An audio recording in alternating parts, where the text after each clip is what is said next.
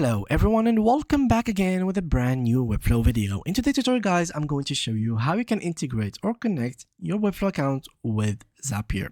So Zapier is a third-party app that you'd usually use to integrate applications that don't exist in the marketplace. So Zapier actually exists in the marketplace, which is very simple and very good to have. So I'm going to click on Zapier right here and simply click on install application. That's pretty much it. And then click connect to Webflow with other 8000 app, and there you go. So now simply click on account so you can sign in with your Webflow account. You can choose here your workspace and authorize the app. This is very important. And once you do that, your account is now signed in, and now you choose the trigger. So here I'm gonna, for example, new comments. And now what the point of Zapier?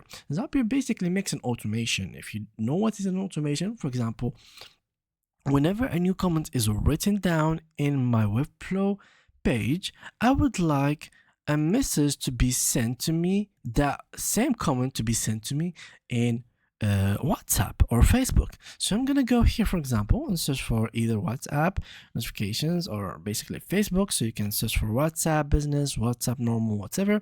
I'm simply gonna choose the Facebook or Messenger. We call it Messenger. Yeah, Facebook Messenger.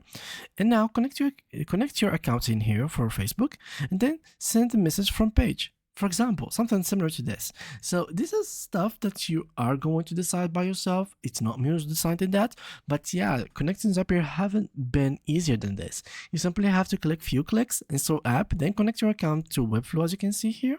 And as you will be seeing here, choose your site from here and click on test to check if the trigger is actually working.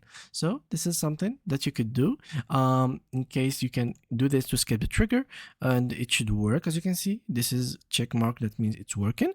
And yeah, do the same thing with the other steps. And once you're done, click on test run and publish so you can run the automation. And yeah, that was it for today's video guys. Thanks for watching, and see you guys in the next upcoming video.